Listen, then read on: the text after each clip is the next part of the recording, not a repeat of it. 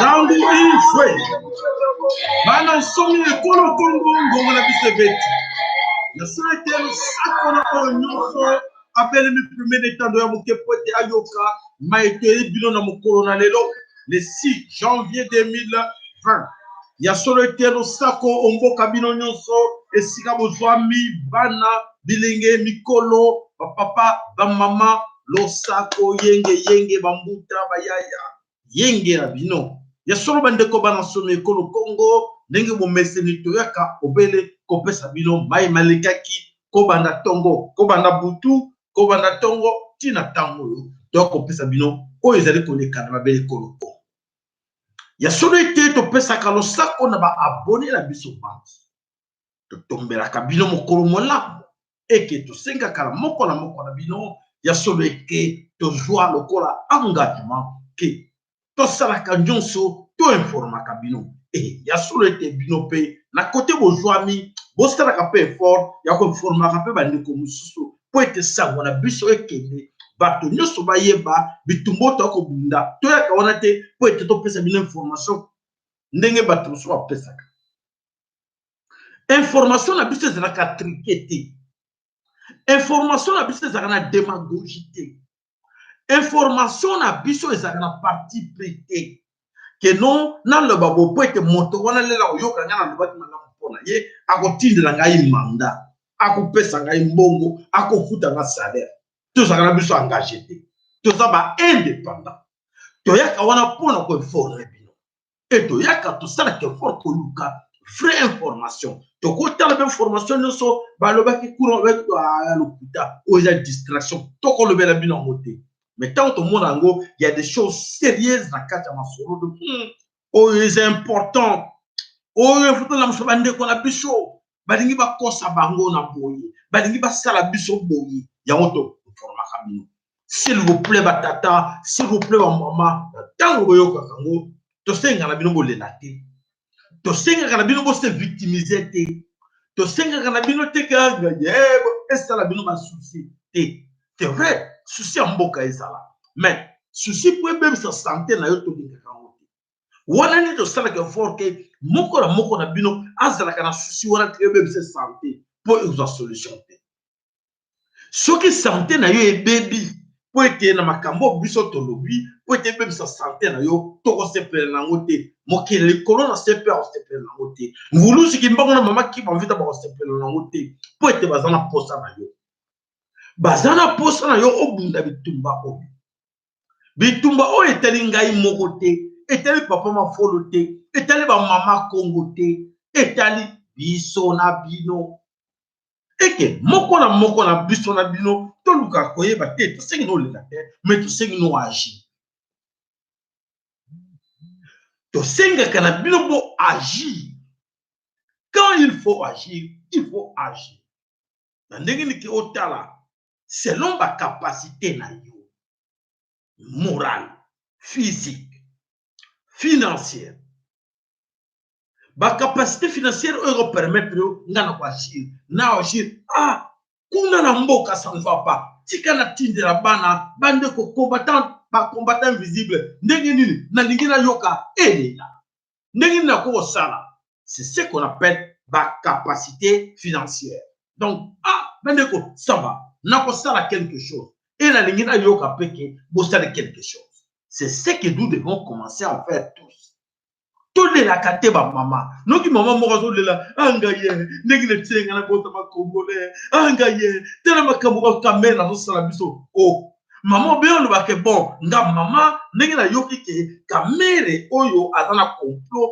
azo sala pa boma mboka nga pe tena la le cousin na luka ndenge ni na capacité la nga mama na ko détruire na bloquer na sala nini alingo luka ndenge sala te azolela mama okolela yo nana totuna na biso na bino soki olela yo nana soko tio te souci yango otia yo nana alors La tango me tourne ma question na ko. Ce qui na l'élection de rejoindre. Et ce qui n'a pas dit comme la ndenge que ya ko se victimiser. Ah bato yo ngaya we na kufeli ngaya motako yo secours na yo azana yete. Parce que bato nous on profiter na naïveté na yo. Bato nous profiter na kibolole na yo. Bato nous profiter parce que ba finga ba biso ta bazuba.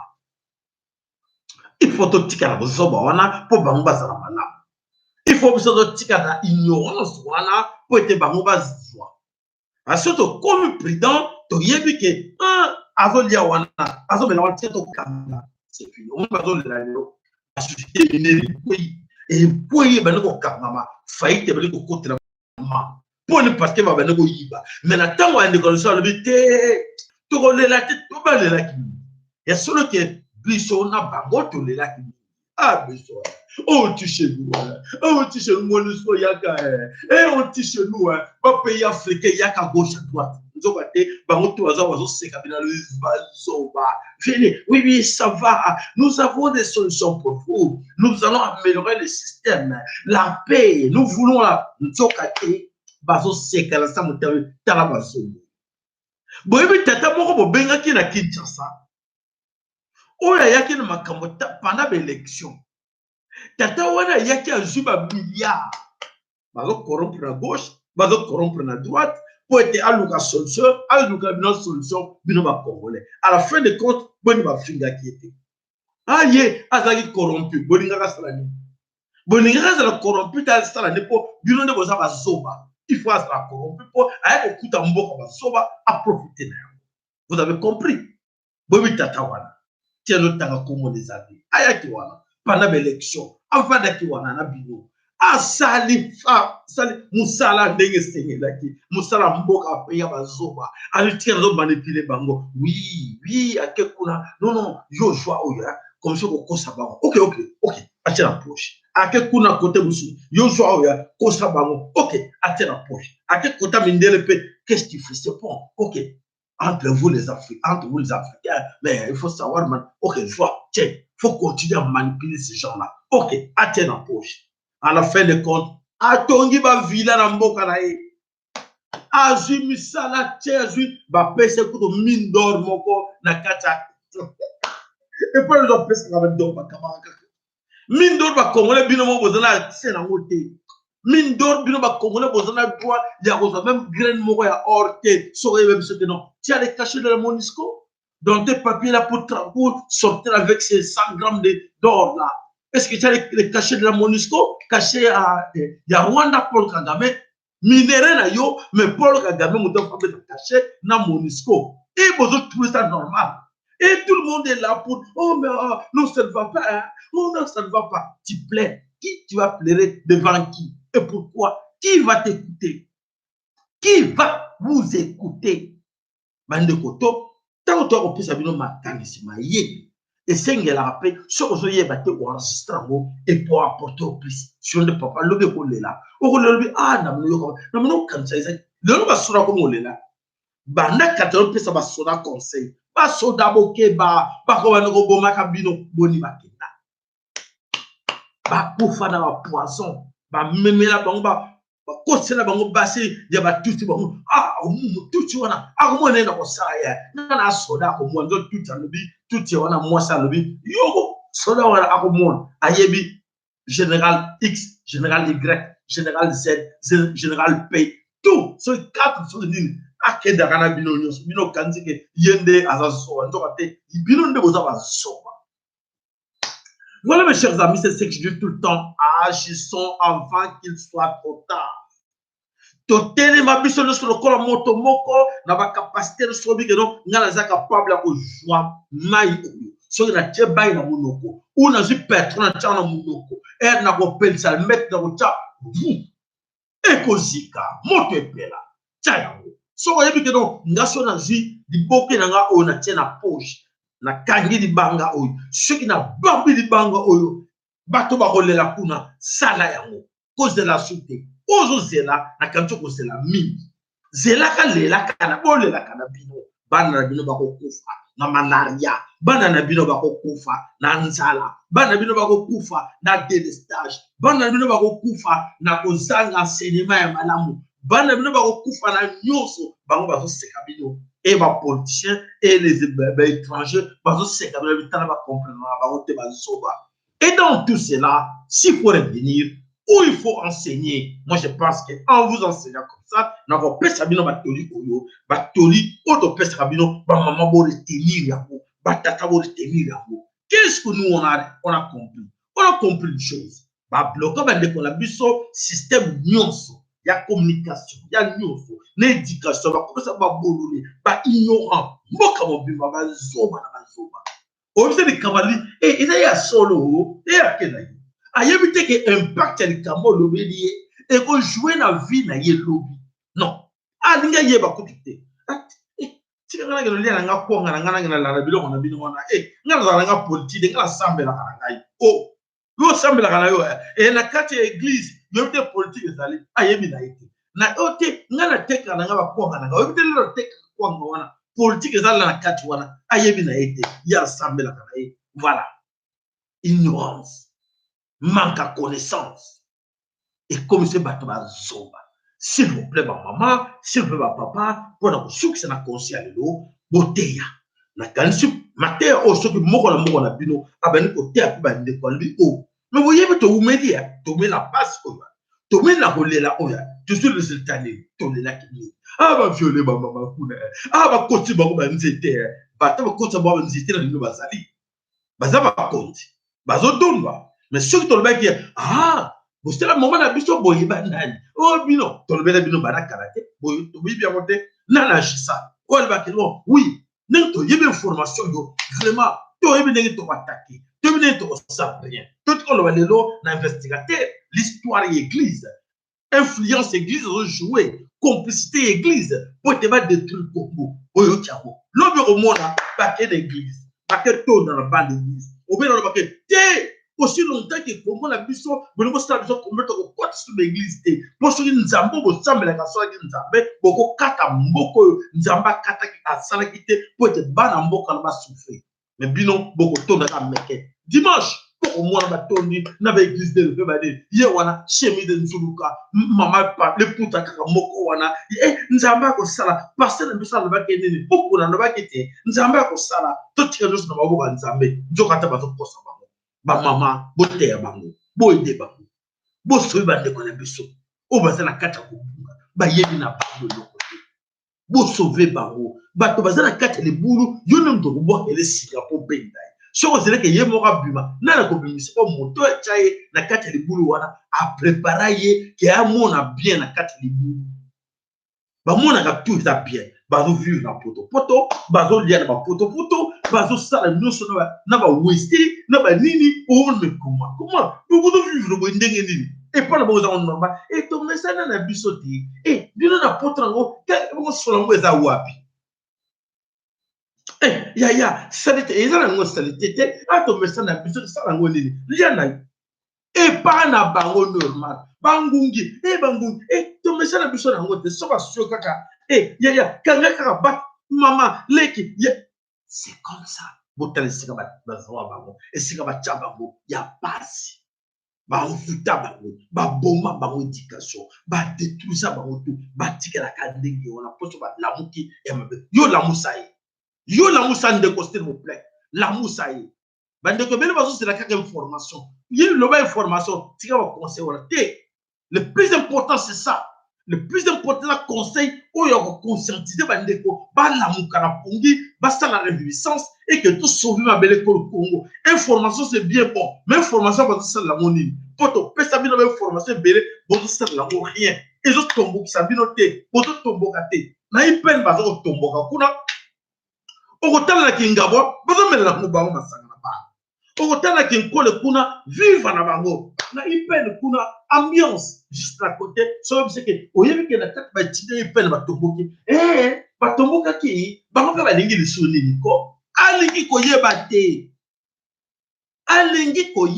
te donc et pas na bango baluka kaka kolia du jour au jour koluka information balingi yango te balingi koyeba te il y a la besoin de l'autre. Mais il y a le savoir, même que Robert a Koufa, Akoufa, ma ouais,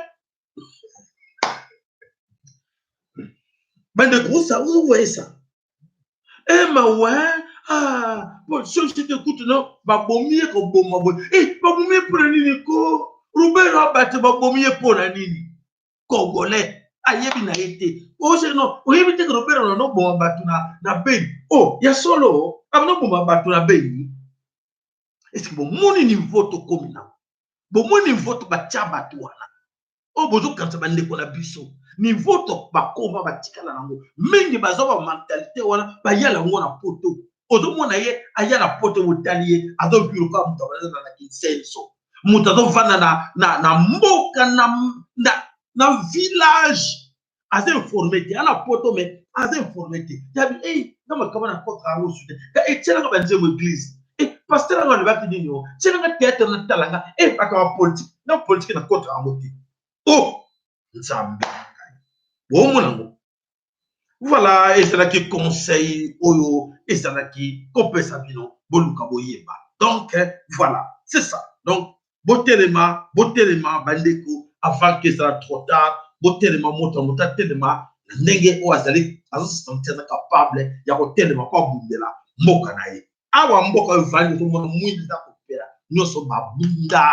Babundela mboka basi bazaki ba combattante babaniko dérailler ba ya ba allemand ba mama ba koro ba tout ça ba se comprendre vandi ba ke CCC ba kale na ba klalen ba fongo baza ko fongo ba rai baza ko fongo basi ba fongo na pe ba ke kreler ko ya ba ta ko ba sala kyango yo soko tuni wana makama mibali te nga biso mabasi te makama mibali te bino mibali bosala te quel mobali asala na yo oyo bino olinga française Jeanne d'Arc asalaki nini et surtout ke pa na biso mama ki pamvita abundelaki te ye azalaki mwasi te lokola yo basi bandeko. Voilà mes chers amis toke d'actualité comme bozelaka Félix Tshilombo na kati ya Angola.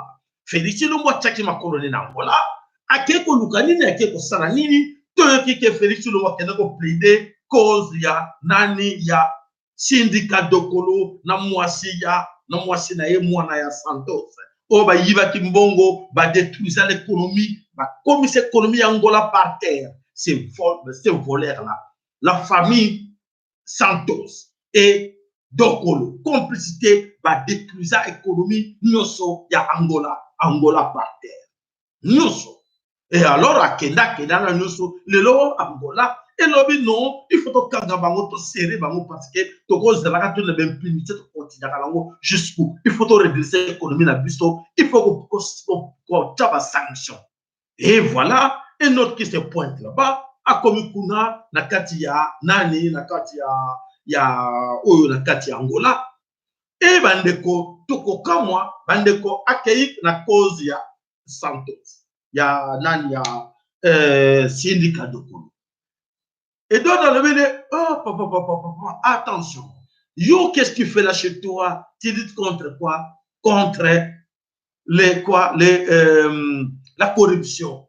Ici, tu allés dans la séparation des pouvoirs. Moi, je ne peux pas me mêler dans ma propre justice. Attention, bandeko ya oyo bazalaki zinga président bakalani baseki balite. Azai capable ya kozuno pona mboka na ye alinga se gérer na makambo mususu to yebiti akedaki a défendre syndicat dokolo Juan Lorenzo atike tranquille to akedaki ke asenga syndicat dokolo po akanga na ye akanga nani syndicat dokolo na mwasi na ye to comprendre côté voilà l'actualité oyo eleki na ba police pona koyeba ke tala soni Congo eza continuer ko vivre avec Tshilombo. Donc, Tshilombo, bandeko tobis kabino tout le temps. Tshilombo abotamaki mongol.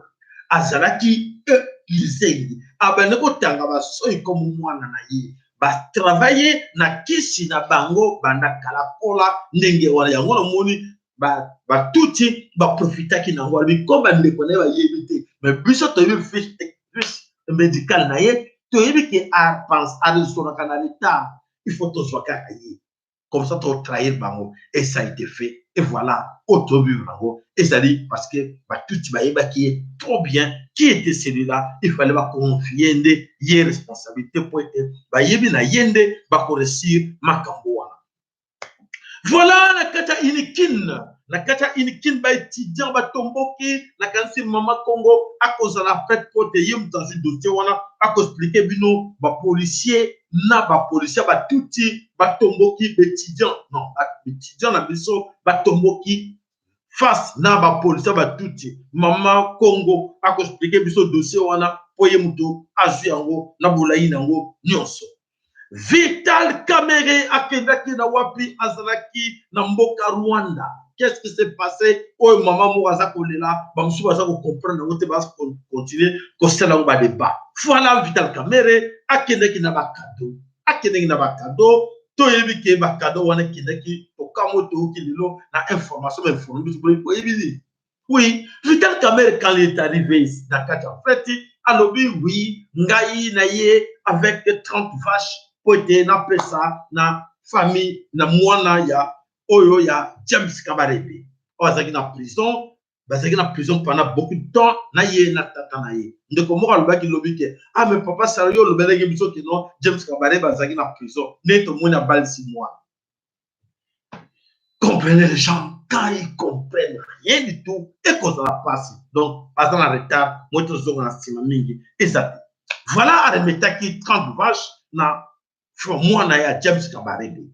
Alors, alobinini nazala kado mususawa 50 kilos ya or brut.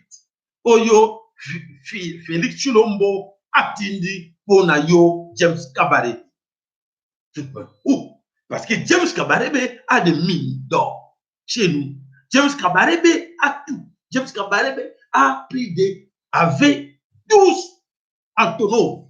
Oyo baniko kwa wana ya avion ya James Kabarebe. Le oncle ya Kabila. Et voilà, les Congolais souffrent. Les Congolais passent de l'autre côté. N'avons plutôt de l'autre côté. Voilà, 50 kilos. Imaginez-vous. 50 kilos hors brut. Oyo, il bourrit. Il y a Félix Tshilombo. À qui qu'on remettre James Kabarebe et Kenamaboko ya Vital Kamerhe. Eline Kolobani. Arremettez pour la peur. Arremettez pour c'est la corruption morale. C'est-à-dire que Félix Tayebi que James Kabarebe va bloquer qui est et pas y a Mastanaye Paul Kagame. Il faut maintenant présenter les cadeaux pour calmer l'esprit de James Kabarebe Azala l'esprit moko bien vis-à-vis de Félix Tshilombo vis-à-vis de Paul Kagame. Il faut vous présenter ma cadeau 50 kilos. Imaginez-vous combien ça coûte 50 kilos à quelqu'un qui a déjà des moyens. Même pendant 2 mois, Paul Kagame, mais Abimi a récupéré du lot. Et nous, beaucoup d'argent, ou à plus que même 50 kilos, et ça y est rien. Mais le problème, ce n'est pas 50 kilos. Le problème, c'est que les lots congolais, nous, 50 kilos, et qu'on résoudre beaucoup de problèmes, même sociaux, il y a congolais, même na kati ya Mujima, ils sont le non, ah, na ki na robeta ba okana, mais na fief na ye, na Mujima, no hôpital général de référence ya Mouya, au moins qui te essaie non baleleki, batibasa kolela.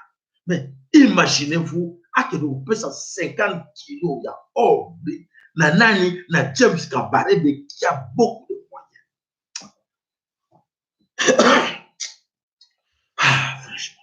Et ça n'a pas été accueilli à Bakissi enveloppe. 50 kilos d'or brut et l'enveloppe montant payé, mais combien il y a 4 enveloppes. Oui. Béton. Mais on se pose la question. À quel on peut payer 30 vaches, Vital Kamerhe? 30 vaches. Mais Vital Kamerhe, nous savons, permettez-moi, Vital Kamerhe, comme tu es très idiot. Tu es vraiment très idiot, excusez-moi. Malgré tes titres académiques, tu es très idiot. En remettant 30 vaches, est-ce que tu as remis les terres aussi à ces gens-là pour aller mettre ces vaches-là?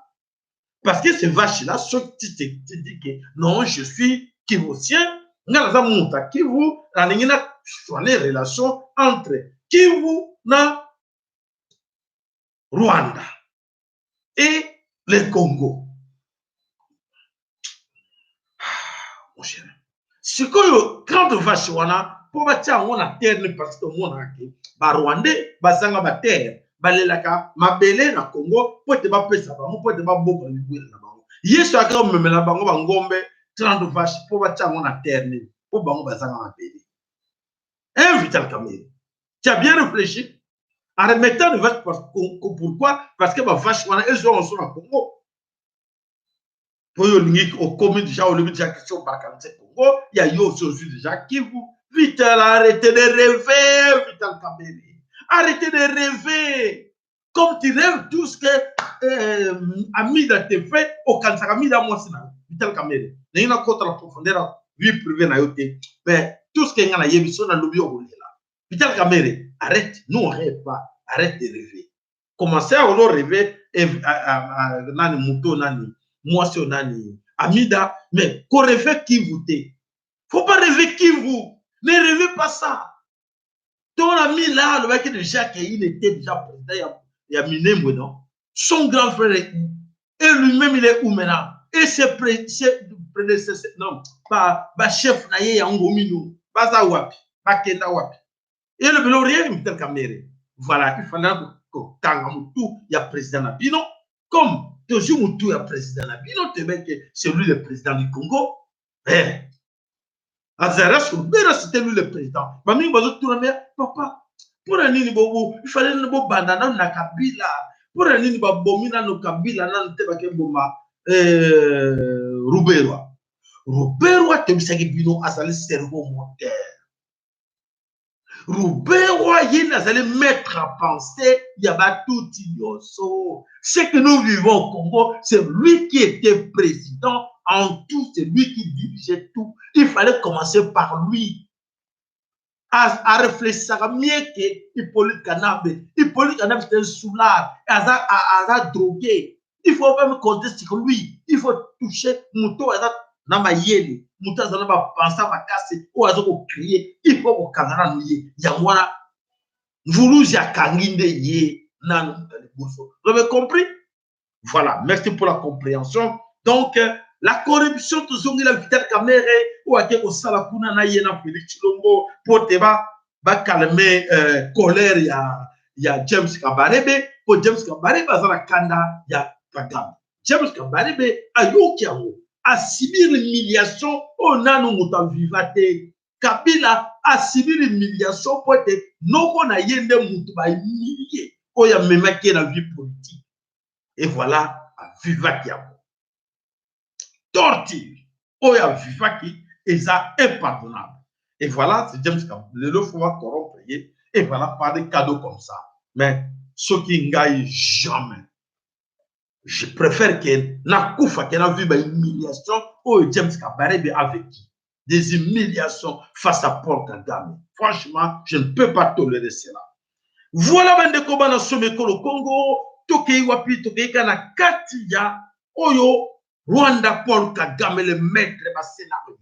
Maître de scénario magicien, où ils ont pensé que ils sont plus fort que Tatan Zambia pour vous donner. Et ils ont dirigé l'Afrique. Ils créent tout ce qu'ils veulent. Ils ont créé un scénario. Quel est le nouvel scénario où James Kagame a créé face à la République centrafricaine?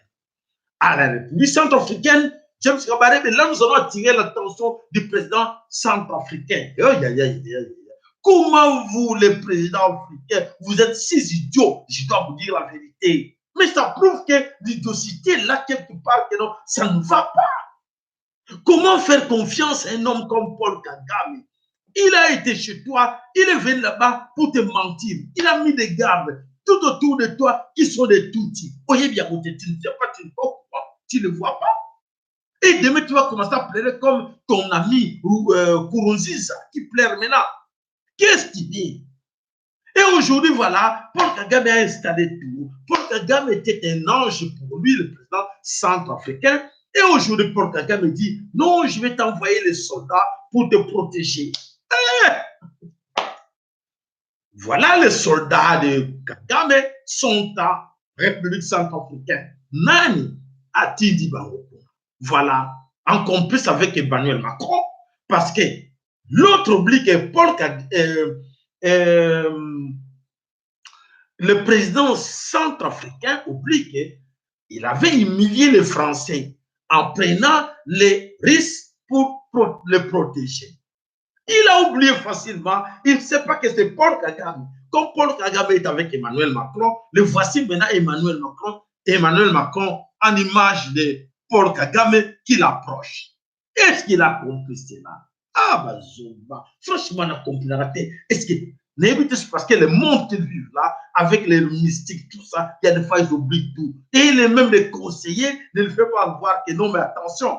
Et voilà, aujourd'hui, les soldats de Paul Kagame de Tutsi sont à la porte de Centrafrique pour protéger le président centrafricain. Oh, ce n'est pas ça. Ce n'est pas ça, mes frères si centrafricains. Paul Kagame cherche la tête de l'autre, de votre président, pour les remplacer par un Tutsi. Et comme ça, il va contrôler Centrafrique, Burundi, il contrôle Tchad, il contrôle les autres Kenya, tout ça. Vous avez compris?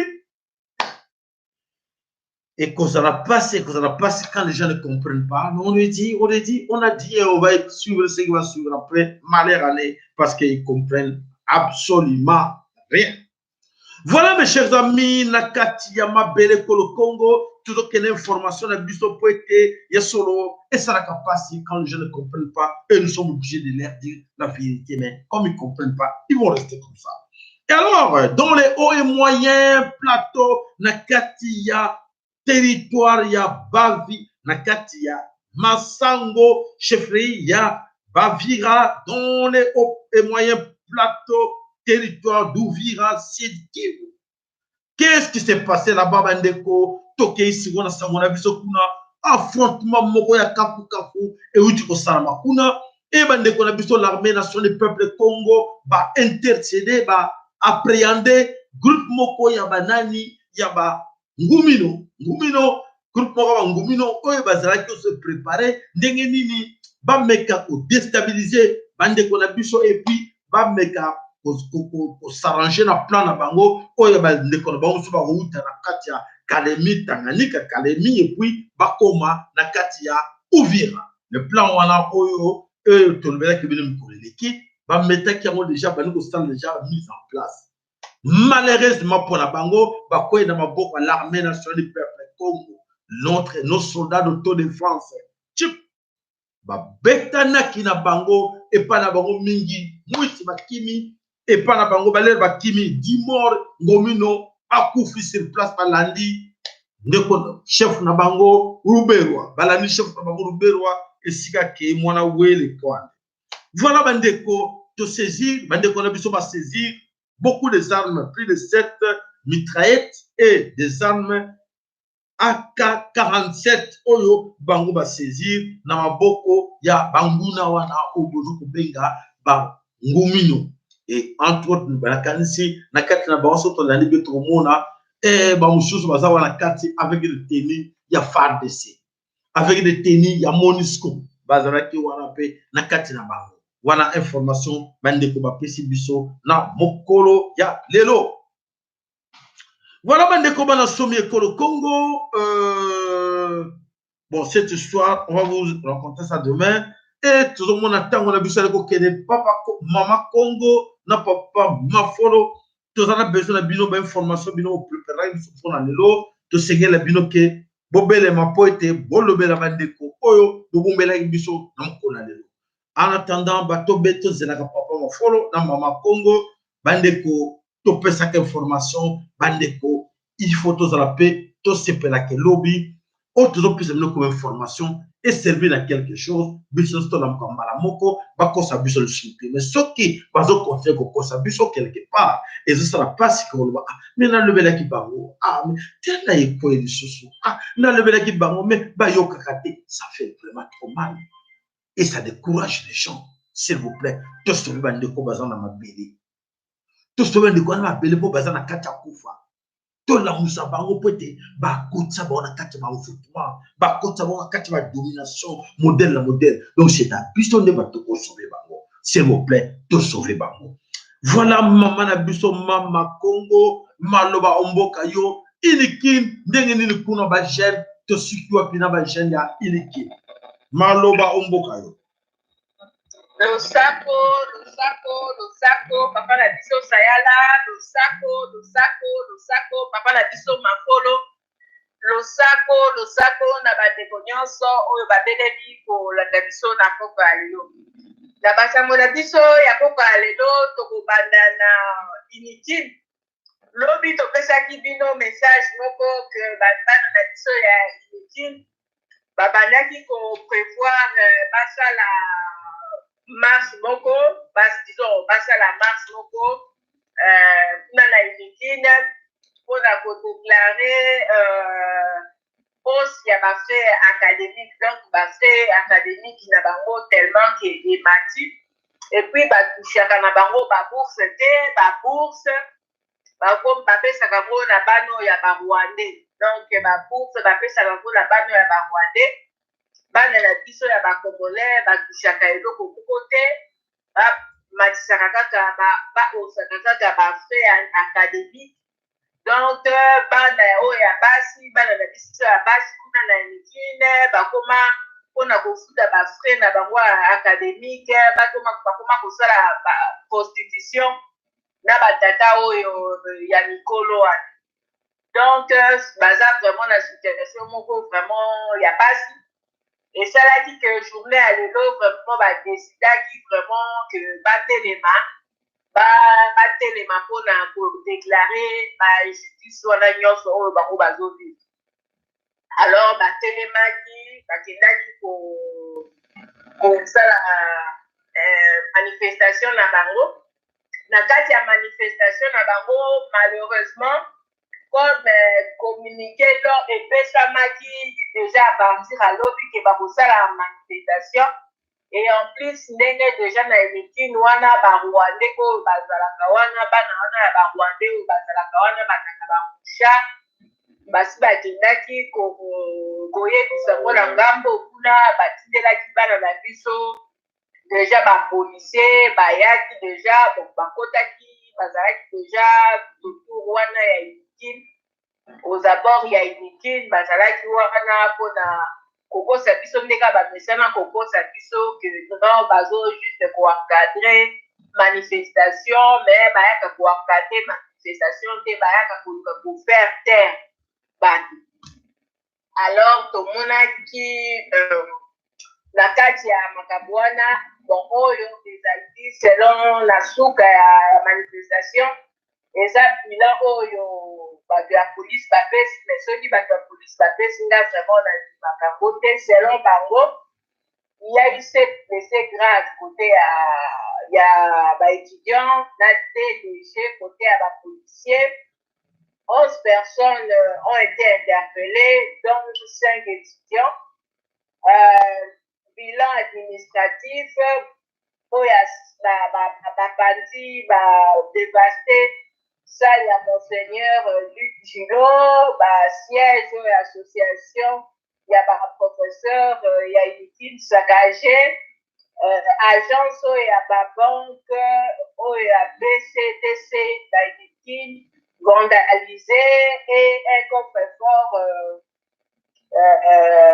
forcé et puis véhicule moko appartenant na chef ya batravaux soki ya ISPM baincendiaire donc wana ezalaki bilan selon commissariat oyo ya Kinshasa mais biso vraiment nga vraiment makambo na bango nandimaka ngo te vraiment donc nazolinga koloba makambo ndenge eza juste mais jusque là vraiment nanu tozwi banouvelle te epai ya bana na biso baétudiant mpezaki bapesa biso vraiment compte rendu ya makambo bon eloko moko nde namonaki lelo baimage ya mwana na biso moko ya mwasi azwaki bale moko ya caoutchouc na likolo donc azuki na likolo bamemaki ye na bandeko na ye na bandeko na biso mosusu bakendaki bango moko kosoigne donc bamemaki ye na bahopito te parce que au risque que soki akei kuna peut-être baboma ye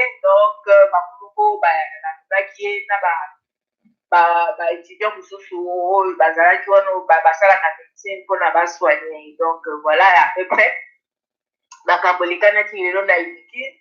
Et puis na basango mosusu lelo eza vraiment pasi bandeko na ngai makambo tozomona na mboka na biso. Tomoni paster mokuna atelemi asali badéclaration na ye alobi ke il a décidé selon révélation divine moko azwaki ya koaccompagner bacongolais à la libération totale contre l'occupation rwandaise assigné et de rencontre. Maman bongisa micro na yo. Alors, ye pasteur ye adéclaraka que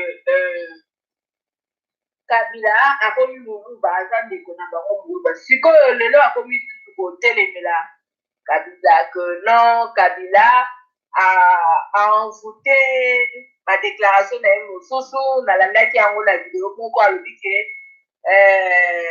Kaname a envoûté Tshilombo na kati ya deal na bango basalaki parce que bazolinga bafaire comprendre ya journaliste amekaki kofaire comprendre ya alobi non c'est pas comme ça yo osoloba ke bozomona clair te mais ye moko Tshilombo na monoko na ye azodéclare que tout va bien ye na Kanambe baza bien deal wana tous les pays on a besoin bon bino sikoyo bozolinga kobimisa ye kuna mais ye moko kolo makambo alingi te bino bozoluka kobimisa bwani non biso tolingi kobimisa ye parce que toyebi ke aza envoûté deal wana nde moto ya envoûté donc Joseph Kabila envoûté na deal wana botala vraiment nde bato oyo bayaka toujours komema bato na kati ya babuzoba quand les choses les arrangent soki bazalaki wana babandaki je crois que soki bazalaki wana babandaki koprofite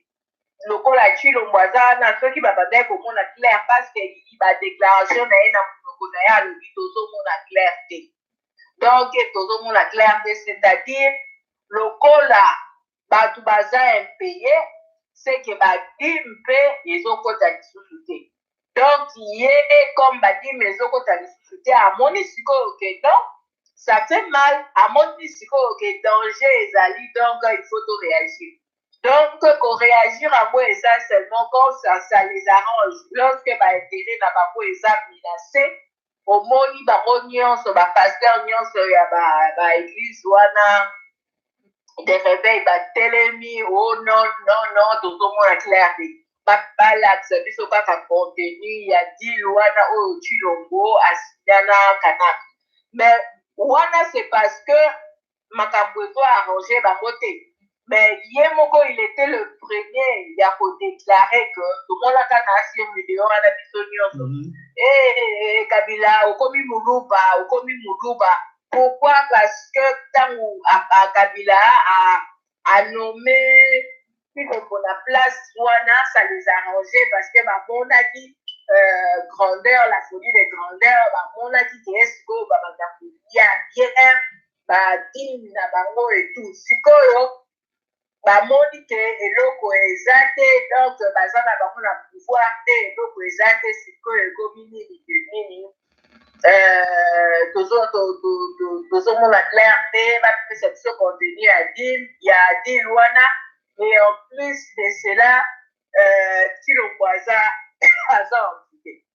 Bon voilà ezalaka ndenge wana donc même Bible eza elobaka toujours tokoyeba bango na misala na bango. C'est le moment Bible eza clair là-dessus en tout cas de tokomona bango na misala na bango. Sikoyo misala na bango yango wana eza polele soki tolobi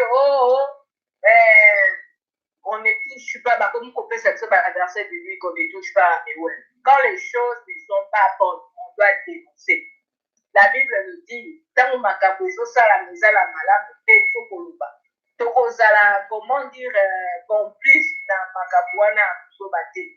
Il faut dénoncer à nouveau. Et puis peuple congolais il faut aller bato oyo eza intérêt na bango tango ezo arranger bango baza d'accord na yango. ntango ezoarrange bango te ali batelemi wana babandi koloba et en plus kotelema ndenge azobimisa mutu bobokanisi eza pa parce que bayebi ke accord wana mpe ezoya donc bango mpe balingi mpe bazwa mwa ndambo ya parti na bango bango mpe batia bango na kati ya makambo wana donc tout le monde veut sa part c'est comme ça au Congo mutu moko te atalaka baintérêt ya population mais tout le monde alingi kozwa part na ye donc mutu na mutu alingi kotouche oyo aye likapo là c'était toyaki nango message na biso ya suka toye nango ezali oyo toyoki tomoni badéclaration ya bana lucha balobi les amis de bourreau du peuple congolais peuvent-ils être des amis du peuple congolais? Kabila, Kagame, Kaguta, Kabarebe et la liste n'est pas exhaustive. Aucun Congolais digne de ce nom n'oubliera jamais ce couteau remué dans nos plaies. Tu sais qu'Edi Kamere, vous payerez. Alors, ntango bana ya lucha bazoloba biso nyonso toyebi kokila lucha biso toyebi ke babulaka bango nyonso mpona masorosi ntango bazosala badéclaration oyo soki eza vraiment bazopense yango eza vraiment mpona peuple c'est une bonne chose mais soki eza kaka oyo babengaka neti la poudre vers la vapeur mpona koya lisusu kokosa biso en tout cas bayebake turo ekosimba te les congolais en ont marre bana kongo basi balongi epuis miso ese efungwami toyebi ki eki donc moto akoya lisusu te akosa moninga aza te epuis bango nyonso ntango bazosala bamakambo wana tozokosana te bayebake ntango bazodeklare toza na alzheimer te tozokomaka makambo nyonso wana tozoyoka tozokoma epuis siko bayebake miso na biso ezotala bango mikolo oyo bakoagir ndenge nini bajeune na bango wana babetaka biso ekosimba lisusu te merci papa matondo mama Congo ya solo te vraiment miso na biso nyonso efungoma epuis ezala ya malamu soko fongole liso bamoni opena miso na yo ezala kofungama ezala ngo ya mabe eza komona te ekozala pasi mingi po ete ya solo bayebi ke mingi na kati na biso baza miso ya kofungama me eza kofungama te amonaka na ye te oyebi aveugle mosusu po mona mpe azotala boye me azomona ne rien azotala azomona rien donc voilà quoi papa bafolo losako epai na yo maloba mboka ye papa losako papa sayala losako mama Congo losako bandeko nyonso be na Congo losako bamama Congo nyonso napesi mpe losako oyo ekende na bandeko na biso baoyo tobengi armée nationale ya peuple Congo mbote na bino na bisika bozali ya solo ya ebandeli ndenge tosalaka toujours toyebaka milimu ya bakoko na biso na nzela ya nzambe mpongo nzambe mpongo tosengi nguya ya bizibili nyonso mpona tozala na makasi ya kolonga momekano oyo ezali koya liboso Volusi Kimbangu onyoko wa makimi mpona biso na ntina ya kolakisa biso nzela ya lopiko na biso zongisela biso mobimba ya bomoto na biso mpona toyamba nguya ya nzakomba mpe ya bakoko na biso nyonso batondisaki kati na yo Volusi Kimbangu mama Kimpa Vita yo nde mobundeli na biso ulubaka bitumba oyo eza bitumba ya manduki te po soki bitumba tote ya manduki bana na ngai bakukuka yango te ngai moko na kosala bitumba oyo na ndenge ya mayele na ya mulimu nde yango wana tote elikia na yo mama Kimpa Vita epai yo ozali yokila biso mawa toza na makasi te na liboso ya bangunya oyo salela biso likambo fungula biso miso na matoi toyeba komona pe bisika nyonso lokuta emonani ebombama Ponango na zongisi nkembo nyonso na bakoko nyonso oyo bazobundela biso mpo tokomi na phase finale oyo ezalaka nde oyo akolongalongi oyo akobeba mpe abebi matondo mpingi papa sayala engeka ngai na ye na sujet na ngai nazokome focaliser surtout mpona baréaction ya ambongo à propos balkanisation parce que ambongo azomona bato lokola on dirait yas akela bato alors balkanisation ye akomi kobangisa biso on dirait toyebaka yango te balkanisation ekomi on dirait mpo babalkanize biso malamu tondima tokende dialogue oui balkanize nous yango wana azosala on dirait apressé akende na baréunion nakobanda d'abord na article moko na utu kozwa ya bazoba oyo on appelle G7 G7 ezali balobi baza d'accord donc groupement ya bapays oyo ya G7 baza d'accord pour le partage de la RDC et Félix le sait déjà. Rappelons que le G7 est une plateforme d'États terroristes qui réunit 7 pays voyous du monde, considérés pour eux le plus riche par des rançonnements des richesses des autres pays, à savoir le voyou des États-Unis, le Japon, la Grande-Bretagne, l'Allemagne, la France, le Canada et l'ère Babylone, le Vatican. Pour ces pays terroristes, il faut un principe préalable. Il faut conserver le monopole et capitalisme sur le reste du monde, surtout sur le Congo, la RDC. Qu'est-ce qu'il faut faire? Il faut travailler davantage pour maintenir, on l'a bien, dialogue est possible, pour maintenir le pays pauvre, surtout la RDC, à l'état du désordre, ou pour le conduire, s'il vous plaît, là où il se trouve.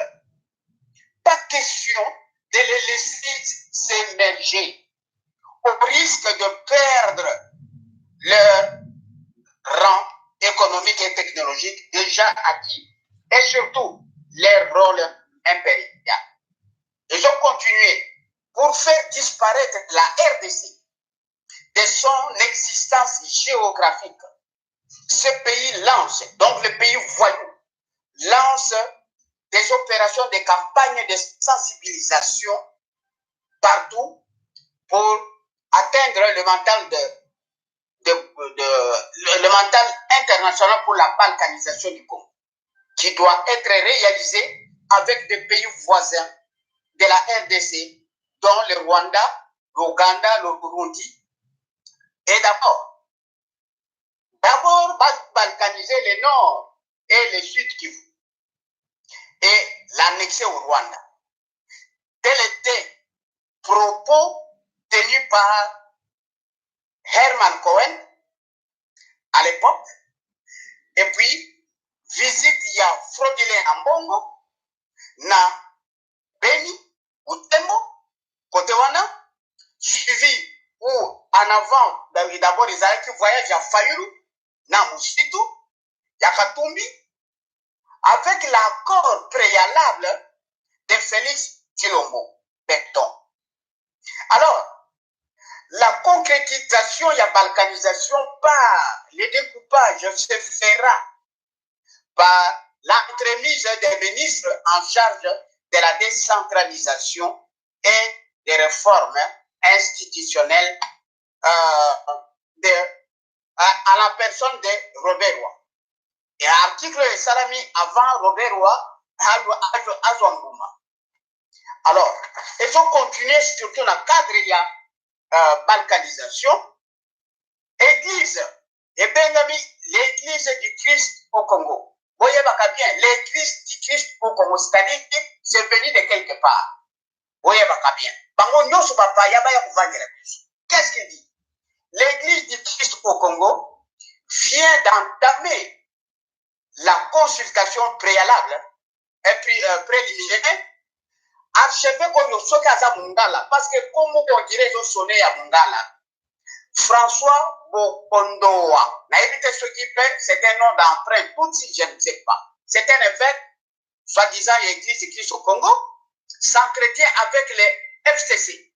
FCC au Rwandais, tout en majorité, avec certains collaborateurs congolais tels que Aubin Minako, Bocha et les autres, qui est donc FCC Azan a taillé en charge pour bien détailler sous l'autorité morale ya Kanambe. Voilà FCC Oyo Makambozo Kusali. Toujours na Balkani, na cadre ya balkanisation. Kagame est le réalisme géopolitique du capitalisme anglo-américain, canadien, saxon, Vatican. Sur 3 atouts. Trois atouts ya Kagame sur le Congo, sur la RDC, va définir en gros, balobi 1. Kagame contrôle les avions, c'est-à-dire les aviations, les mines de tout l'est du Congo. 2. Kagame contrôle la FRDC mixée, la Katiango Ezali, FCD, CDP, M23, tous les officiers congolais recrutés de la FRDC sont en mission de sensibilité pour rendre l'occupation acceptable aux yeux des Congolais. 3e axe, il y a balkanisation au mains de Kagame. La coalition FCC Cash a été créée pour consolider le pacte secret entre Kabila, Kagame, en associant Félix Tshilombo comme figurant de l'opposition radicale au Congo.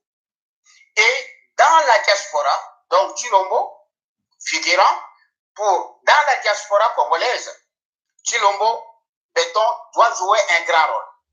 Kagame a Tshilombo, Kagame a Tshilombo. Donc Tshilombo est dans la poche de Kagame. Il contrôle les mines, donc Kagame, les aviations, dont dépend les hommes d'affaires congolais, plutôt, et donc la FADC. Donc, le général FADC, bazar actionnaire, na avion, société d'aviation. Donc, Kagame tire profit du contrôle actuel qu'il exerce sur le Congo. Donc, présidence, mine, aviation et FRDC de Niam. Baka Onyoso, déjà Baka, il faut qu'on l'aille avec beaucoup de conscience et beaucoup de sévérité. Bato yo ba échoué pour balkaniser Mboka selon Bango. Pour balkaniser selon Bango. Balkanisation ezali sur leur bureau, sur leur table, ezana mental na Bango, ezana conscience na Bango, ba appliquer méthode nyonso. Ezosimba te. Maintenant bazoluka par tous les moyens comment bakotisa Congolais nyonso na conscience na ye alors bakembo bango esi ebebi parce qu'ils nous ont amenés là où ils devraient nous amener. Tozoyeba te qui contrôle. Ce sont des voyous qui sont à la tête du pays. Un homme comme Kanambe, on ne sait pas dans quelle catégorie d'hommes on doit les classer. Un homme comme Tshilombo, on ne sait même pas quelle catégorie d'hommes on doit les classer. Voyez-vous dans quel sens nous allons? On prend les étrangers pour que Baben Dabiso na dialogue. Mais vous êtes plus fort. Pour la moi na bombo izana maboko. O meki na banduki. O ju angote. Suko ke ko yebisa mwana ke toyoka na pona na botolo bombo, to kabate be na botolo bombo. Alors tous ces idiots anglo-saxons na pape na bango François batika bayeba bien que mabele wana eza ya bakoko na biso mabele wana eza ya biso bango baza begrégor bauta soki baplanète nini mais ça on appelle ça on a ba oh non so bandeko na biso bakangami na christianisme babima babanda ko bima na l'église sortez de toutes ces églises dans toutes ces églises parce que ozoyeba ndenge bazoboma biso bapesi mission na mbongo bapesi mission na bapaya cette église tozobeta l'église de Christ au Congo eza église ya Robert Boa soki kutani photo moko eza wana ya 3 personnes na point Robert Wazawana. Alors, sachons bien que s'ils sont forts, Batié Bichon a mental que qui vous faisait déjà na Rwanda. Mais prenez, non? Pourquoi encore négocier? Alors, en Congo, on va négocier avec qui? Et où? Et pour quel but? Parce que, selon eux, la balkanisation est déjà là. Maintenant, selon Ambongo, nous n'avons pas une armée. Pour faire la guerre au Rwanda, il faut d'abord commencer à restructurer l'armée. Pendant que le Rwanda et Ouganda sont déjà bien armés. Ils vont nous donner combien de temps pour nous organiser pour aller faire la guerre au Rwanda? Moi, je ne suis pas dans ce contexte-là. Et dans ce contexte, s'ils sont plus forts, Minduki, oh, nous sommes en Ango. Basala on dégage en Irak, dégage basala qui na Libye, comme ça, va être maintenant, il y a des choses. Il ne faut pas que échouer pour balkaniser Mboka. Parce que c'est eux qui ont les morceaux durs. Morceaux durs, les gens Bango, qui ne nous demandent pas, non, venez au dialogue. Non, non. C'est la mission de Passal à Nandeng Bazosa. Et tout, il n'y a pas tout ce qui. Nabotem Sabino Boye. Okitisa, ma conscience Nabino Nyonso. C'est ainsi. Nous avons béni la mêlée, mon bako. À ce moment, bakoko baza pressé te bazoyeba epai wa bazomema biso bino nde bobima boluka bakoko botika na église wana po église esili yana plus ambongo n'est pas le nôtre abozwa mbuma ezokoyeda bakoko milimo bakoko elingi nini milimo bakoko elingi celui qui se sent le plus fort au monde soki oza américain soki oza français belge allemand soki ozali Babylone Vatican Yakana munduki na yo beta comme ça o kata boka ozwa plate bakoko bazozela wana oyeba bien que bitumba ekoya ce n'est plus la guerre froide makambo guerre froide ici là tuko tokomi il faut o balobi ndenge ils nous ont identifié ce qu'on dit un bien universel donc oya ndeki makasi azwa mais bon nous so bayebi que technologie bazos nyonso kolia na bazozwa na mabele na biso bavwami mpona yango soki balingi bakata mboka wana so bino te mais ce que je dois vous demander bopesa bainformation na bato nyonso babima na baeglise babima baeglise nyonso vide les églises na bapaster vide c'est po bango nde bato bachaine etikali kaka wana l'église catholique aza na contentieux grave na biso Congolais. Parce que l'église catholique, c'est le premier pays au monde, à part l'Occident. Le Congo est le premier pays au monde à être catholisé, donc christianisé, depuis 500 ans. Alors voilà, makambo il faut esouka bakoko balobi aussi la ni na bango makambo esili. Ce n'est pas par le dialogue qu'on va se séparer, chers frères, chers amis, maman. Donc pour nous séparer na dialogue te bakoko balingi bitumba wana il faut mondele asenga pardon et de loin akusengela pardon de loin akubanoya kufukimila yo. Voilà ce que je voulais vous dire.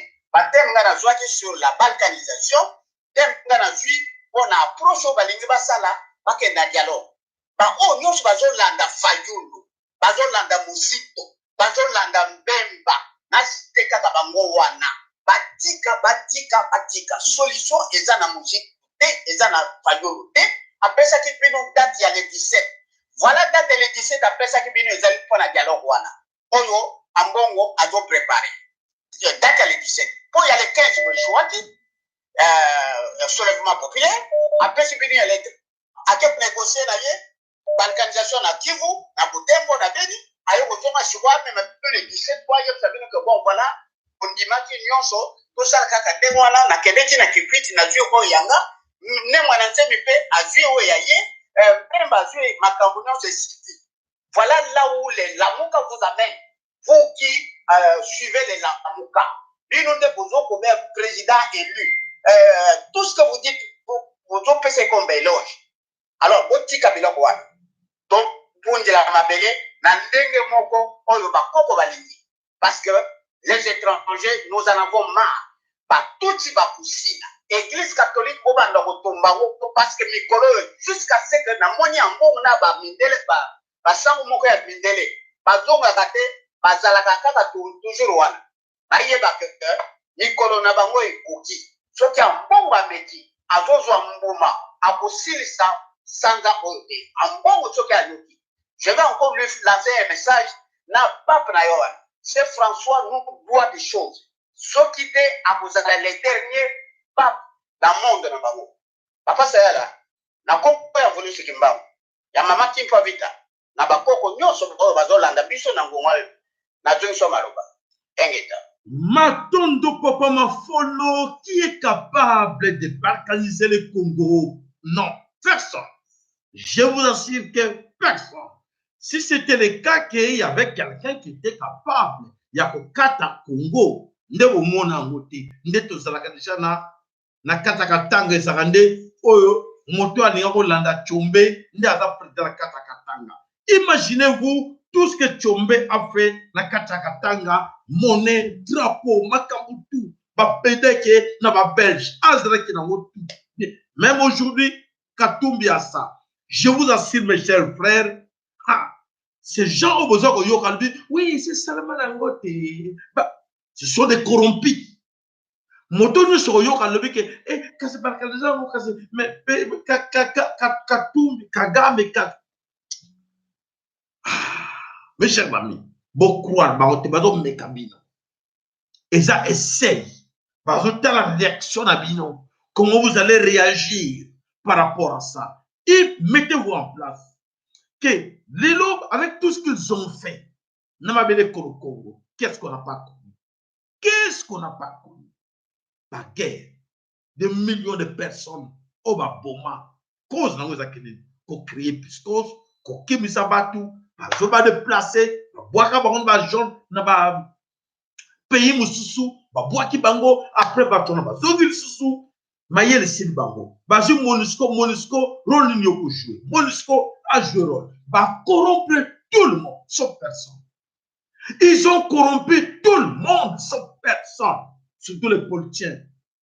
Va corrompre Bango Nyonso, pour Bango, oui, tu réussis. Va échouer. Vous observez à côté. Mais observez tout autour de vous, vous allez savoir, c'est là.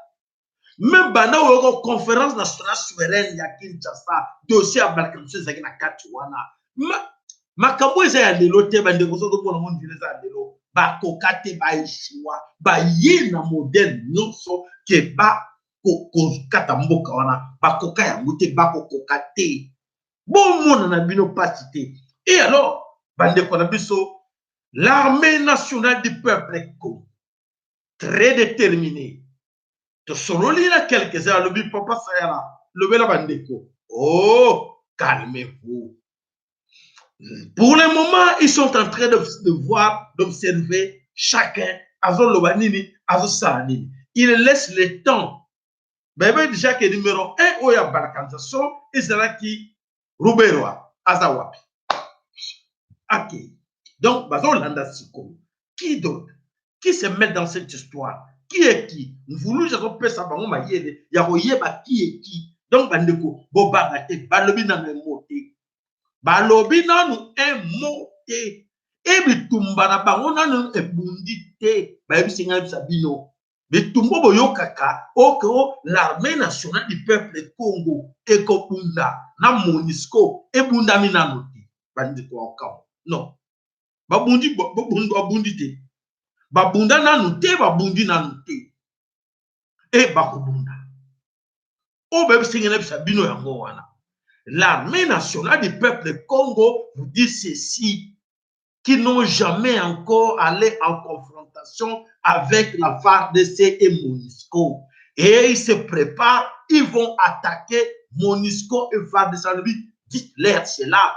Kobanga te lobela bango ke oui, balobi bazo ke le kobundisa MONUSCO na FARDC. Bazala wapi, ceux qui bakena na Angola, bakolanda bango na Angola. Ceux qui bakena na Rwanda, bakolanda bango na Rwanda. Ceux qui bakena na Burundi, bakolanda bango na Burundi. Il faut babundisa FARDC na MONUSCO.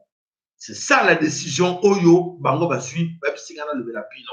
Donc balobi ke bandeko tozala bo moko bo banga te eloko moko ezate wana baza po bayebi ke ba échouer na ba plan tout échec l'échec ba stratégie tout ba tchana ngo échec Kagame a échoué à perdre tout et à perdre tout. C'est ce qu'ils m'ont dit de vous dire, à perdre tout. Et voilà l'église catholique, l'église nyonso, mes chers amis, méfiez-vous. Parce que bâton m'a dit binoté. Bon, on a monté la souka. Bon, on a confusion côté les bango. Bon, on a confusion ba bibi si na poisson ni to lobaka.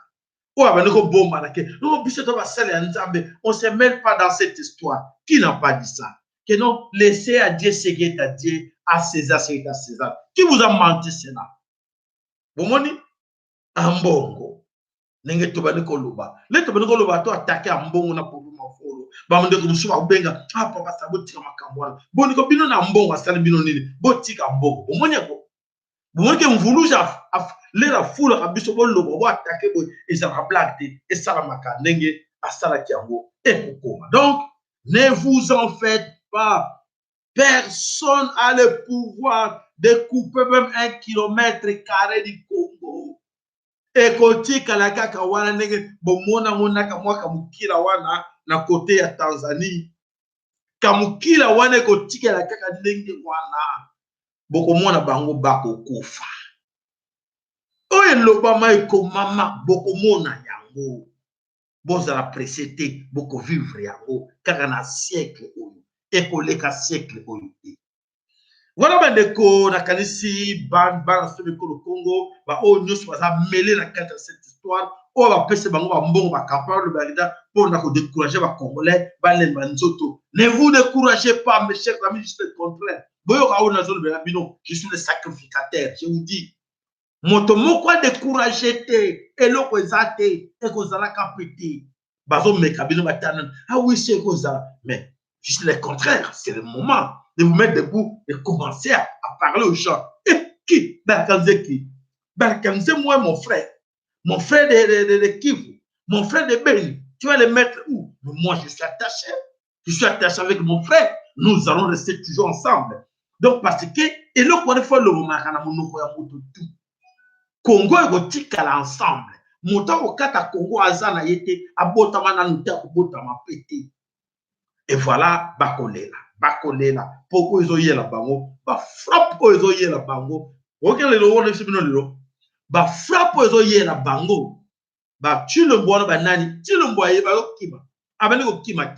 Ba frappe ezoye la ye. Ba frappe ezoye la bango na ba mbongo wana, ba ko kama na cantina table, o ba ko oui, notre dialogue c'est aujourd'hui. Au sa la table. Allez-y. Mettez-vous autour d'une table. Choisissez les liés. Ceux qui lient on est coupé la moto tête vous nous avons pensé en moto tête beaucoup les na bilo beaucoup de kuna beaucoup kufa bino news. Choisissez un lié et mettez-vous dans ces liés là. Et oui, nous sommes là la carte à parler du peuple. Aujourd'hui nous allons siéger pour voir comment nous allons balkaniser le Congo. Essayez.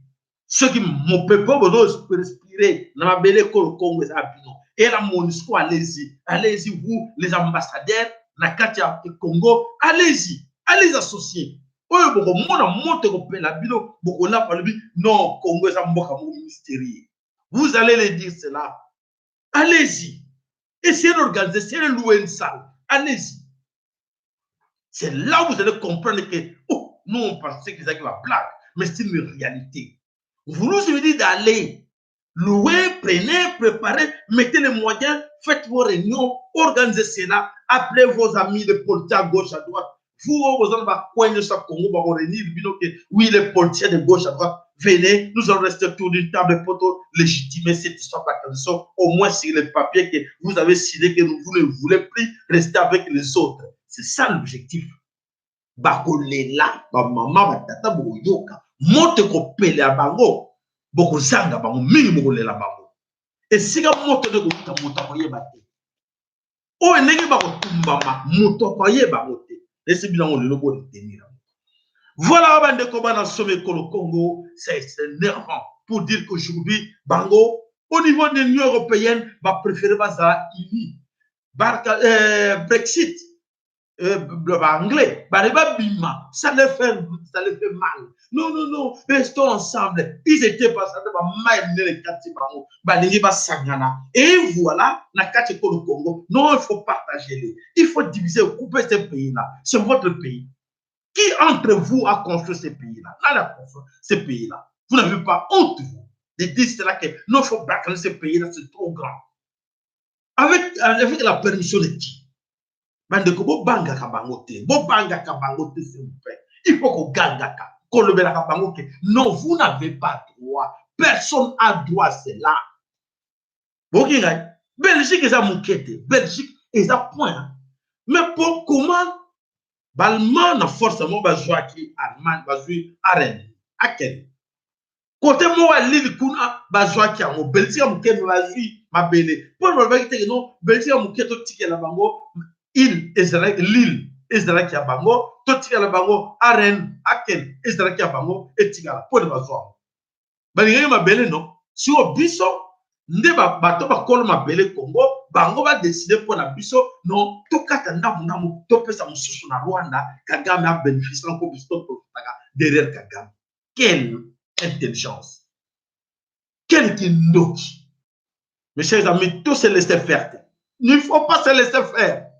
Nous sommes tous fils et filles de ces pays-là. C'est à nous de se mettre debout de dire attention, ne touche pas mon pays.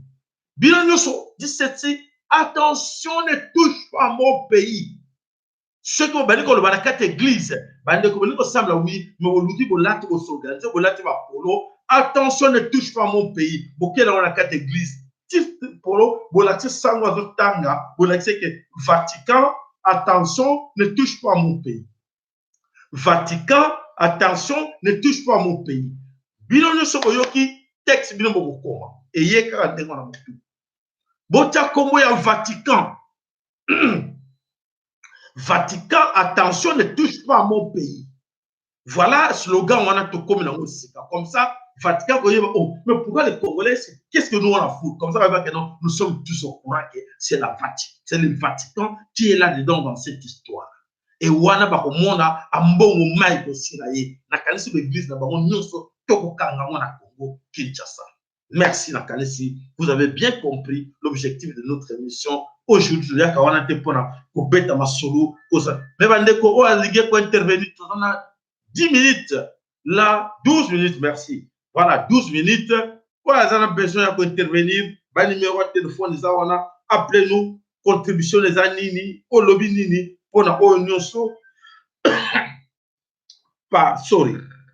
Voilà, Bandeko. Bonjour, Papa Nabissou. Ah, oui. Le sac, Papa Sayala. Le sac, Papa Nayondeko, Papa Congo.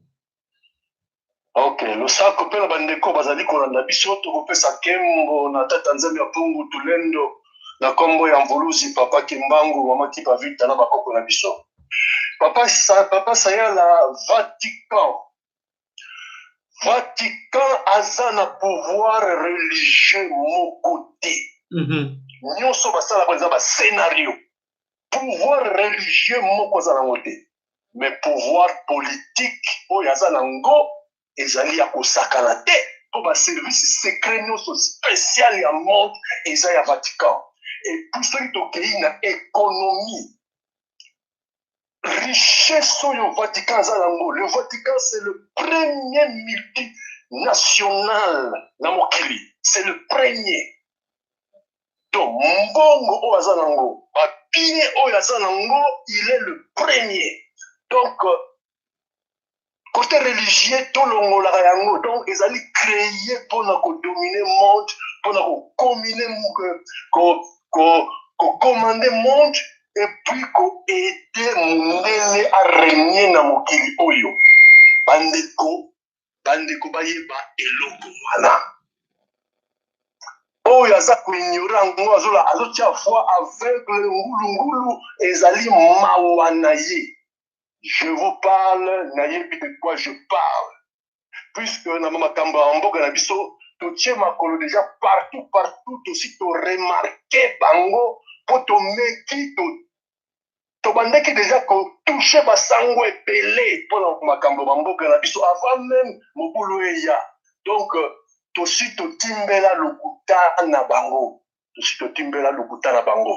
Donc de ce point bandeko bayeba eloko wana. Donc richesse et puis pouvoir politique, oui, patikaza makasi. Mais pouvoir religieux, azana ngwata mokete. Donc pouvoir musuba koza les amis, au moni ba objet d'art, na ba secret oyo ne ba détruisa royaume Congo. Oya biso, c'est le Vatican à l'auteur. Royaume Congo. Hein? Destruction du royaume Congo, c'est le Vatican. Pouvoir oyo ba koza na ngweza li akiko koko na biso. Donc, ba histoire wana nyoso bande kufo boye bayango. Matondo baba sayala. Matondo ya soreke to comprendre yango avant de tirer bango baya ko sakana na biso avec ba sango nous soit ngo taranzena ko ete batishaka kaka na l'élection chaque fois. Mais cette fois-ci to comprendre baza banani stop. On dit stop. Ambongo, stop. Ambongo, tu étais à la base de cette histoire. Ambongo, tu étais là, on t'a corrompu, n'a pas tout type été, on me met le biseau, mon ozo, utilisé, wana, to yebito timbelio, bandeko, to multiplier, to le bango biseau, tout en haute voix. Ambongo, stop, et beaucoup plus. Ambongo, te me va compter Ambongo. Et là, il faut intéresser bango bien comment. Qu'est-ce qu'il y a à voir avec le Congo? Oui. Parce que votre regard est là, c'est lui qui est là dedans dans cette histoire de balkanisation. Et voilà, Toko Sirana, Bissona Bango. Voilà, Bandeko Banasomi Congo. Et comme Tango Yangote, de Moto Abangi Samoningate. Moto Abangi Samoningate, il ne faut pas avoir peur de qui que ce soit. Parce que c'est notre pays. Nous défendons notre sol. Babele Obankoko va tiquer la vie sur le Congo et Congo. Tozala, Nwena Kolubake, oui, Ngana Tereni, na défendre Babele. Obankoko va tiquer la ngaï. Pour être ngapé na tiquer la ngaï, bana na ngaï. Ce qu'il ne faut pas, au regretter comme on a. Ah merde, j'étais là. Pourquoi? Pourquoi la sera quitté? Pour n'ana osa quitter. Il faut oser. Il faut oser essayer la technique tout aux anango, n'a pas moyen tout aux anango, au coco boycotter l'église, n'a pas moyen tout. Tout est de ma business parce que trop c'est trop. Bah, kosi biso na moto to bengi na malumalu évêque. Ah, mais d'ailleurs, avec malumalu, d'ailleurs, l'époque, conférence souveraine, c'est l'église qui était là. Manipulation. Tout au côté de l'église. L'église. Manipulation, tout le monde. Atiki ba malere. Atiki ba pauvre. Ba tondi mboka. L'icône l'église. Et ba salé la nisa biango. Ya modèle.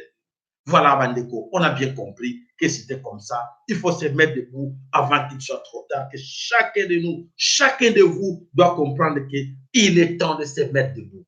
Voilà, Bandeko, bana somme ko Congo. Ya kawana poétique tout ça kabino ka plaisir ya ko lobela kabino meto ya kapona ko lança bino poétique to bundana bino elo bitumba oyo etali moto moko te etali papa wa forte etali ngate etali mama ko te metali biso nyonso na tango etali biso nyonso que chacun de vous a bougé s'il vous plaît poétique mokile yo kapena que non bakumi balamukiko bakomuno bala po bango bazole bazoko essayer loko bayebi que tosana nous bazoko imaginer un monde nous allons corrompre les politiciens. Ne vous en faites pas, ils sont faciles à corrompre. On va leur donner 5 000 ils seront là nombreux et ils vont signer les papiers.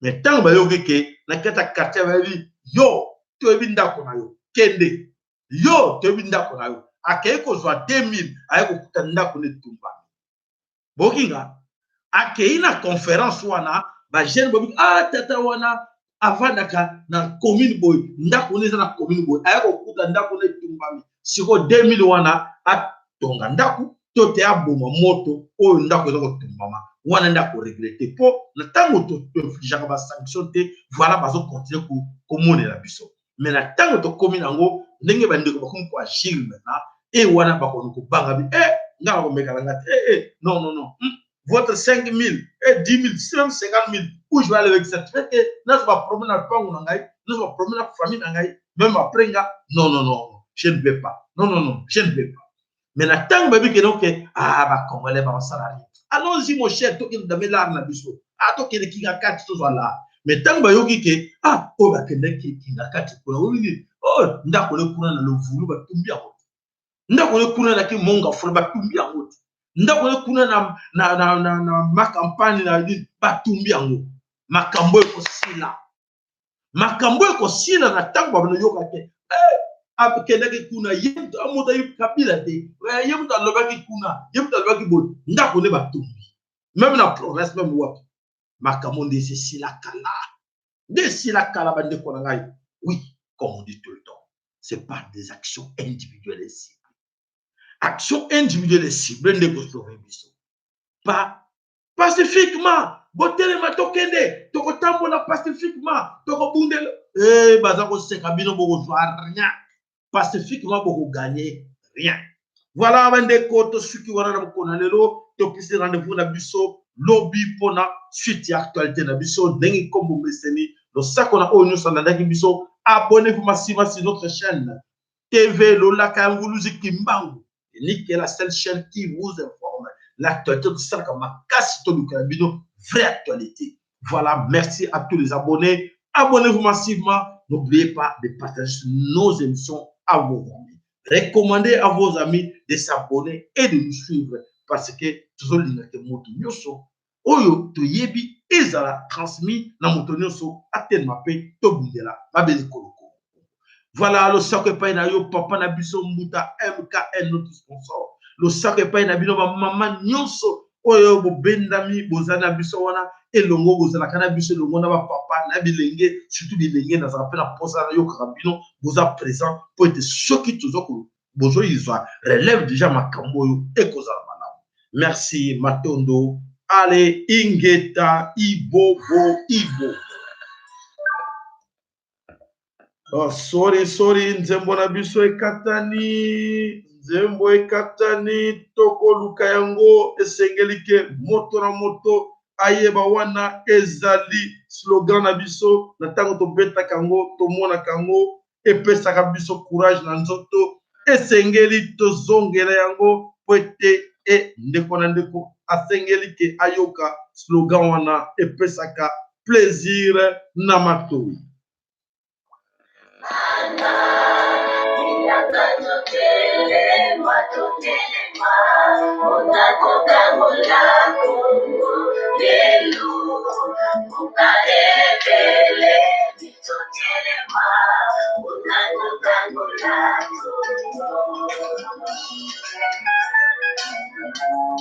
Oh